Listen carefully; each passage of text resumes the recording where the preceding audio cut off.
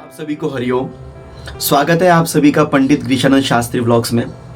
आज के इस ब्लॉग में हम बहुत ही खास बात को जानेंगे। बहुत सारे प्रश्न आते हैं आप सभी के कि हम नित्य पूजा पाठ करते हैं और नित्य पूजा पाठ में हमने कोई ना कोई एक पुस्तक ऐसी लेनी है जिसमें हम थोड़ी पूजा पाठ भी सीख सकें और सरलतापूर्वक सीख सकें, हमको कुछ उससे ज्ञान भी प्राप्त हो। सर्व सामान्य जनों के लिए ऐसी कौन सी पुस्तक है जिसके माध्यम से हम थोड़ा थोड़ा सा अपने घर में पूजा पाठ अपने मौखिक रूप से कर सकेंगे। ज़्यादा तो विस्तृत रूप से हमको ब्राह्मण ही चाहिए, किंतु यदि हम सरलतापूर्वक अपने घर में करना चाहें, नित्य पढ़ना चाहें, पुस्तक को कोई पाठ करना चाहें, तो हमें कौन सी पुस्तक का सहारा लेना चाहिए। तो आज के इस ब्लॉग में मैं आपको यही बताने वाला हूं। तो आइए जुड़ जाइए हमारे इस ब्लॉग के साथ, आज कुछ अच्छा सीख लेते हैं।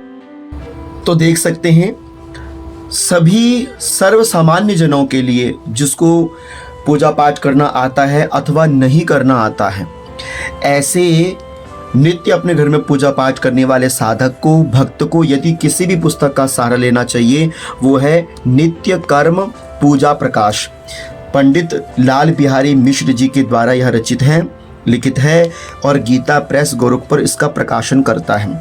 तो मुझे अपना अनुभव है, निजी अनुभव है मुझे, कि यदि आप कर्मकांड में दक्ष नहीं है, आपको कर्मकांड इतना नहीं आता, आप केवल अपने लिए ही कुछ सीखना चाहते हैं पूजा पाठ मंत्र में, तो आपके लिए सर्व सामान्य उपयोगी पुस्तक है नित्य कर्म पूजा प्रकाश।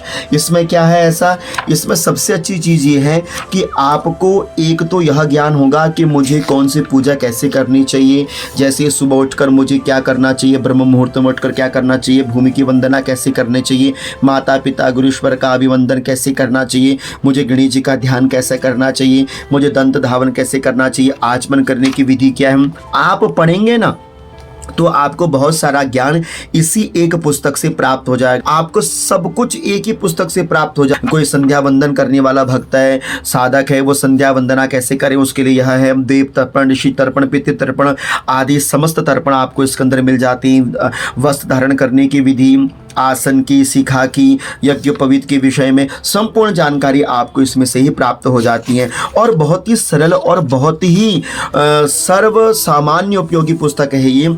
एक ही पुस्तक में आपको सब कुछ प्राप्त हो जाता है जो आप चाहते हैं। आपको जैसे कोई प्रमाण चाहिए कि मुझे सूर्य भगवान को अर्घ्य देना चाहिए, उसके विषय में क्या क्या प्रमाण है, मुझे करमाला में जाप कैसे करना चाहिए, तो सारा कुछ आपको एक ही पुस्तक से प्राप्त हो जाता है। तो आपको कहीं भटकने की आवश्यकता नहीं है। जैसे करमाला का जाप कैसे करना चाहिए, तो आप देख सकते हैं 63वें पेज में करमाला के विषय में बता रखा है। हम कहाँ पर बैठ के जाप करेंगे, माला का बंधन कैसे करना चाहिए, आपको इसमें से मिल जाएगा।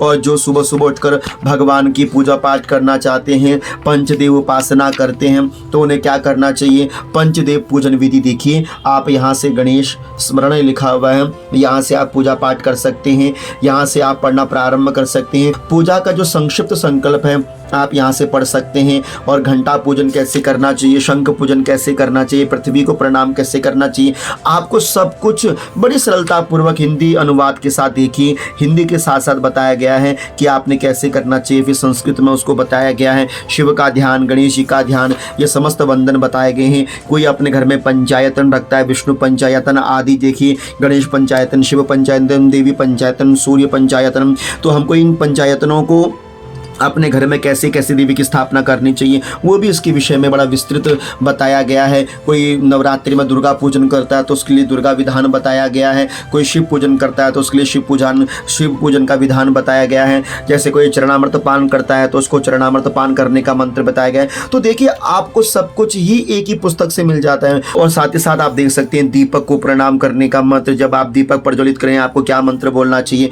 उसके उपरांत विशिष्ट पूजा प्रकरण है, जैसे आप कोई विशेष पूजन यज्ञ अनुष्ठान आदि करते हैं तो उसके लिए आप यह विशेष पूजा पद्धति को ले सकते हैं। जैसे स्वस्ति यनम है, स्वस्ति वाचनम है, उसके बाद फिर भगवत वंदना है, भगवान को प्रणाम करने का यह मंत्र है। उसके बाद यह निष्काम संकल्प आदि है। उसके बाद संपूर्ण यहाँ पर गणेश पूजन है, कलश स्थापना है। तो आपको देखिए नवग्रह पूजन है, सब कुछ आपको एक ही पुस्तक से मिल जाता है। जो भक्त नित्य शालिग्राम की विशेष रूप से पूजन करना चाहता है उसको आपको कहीं और ढूंढने की आवश्यकता नहीं है, इसी पुस्तक से आपको मिल जाएगा। कोई महालक्ष्मी का पूजन करना चाहता है तो आपको महालक्ष्मी का पूजन इसमें मिल जाता है, और साथ ही साथ इसमें भगवान शिव की वैदिक पूजा भी मिल जाती है, वैदिक आरती मिल जाती है। और कोई विशेष रूप से कोई स्तुति करना चाहता है, जैसे देखिए संकट नाशन गणेश स्तोत्रम है, अथवा गणपति अथर्व शीर्षम है, उसके बाद गणेश पंचरत्नम है, ऐसे ही काल भैरवाष्टकम है, नवग्रह स्तोत्रम है। आपको सब कुछ एक ही पुस्तक से सुलभ हो जाता है। तो देखिए बड़ी प्रेम पूर्वक आप इस पुस्तक को बाजार में जाएं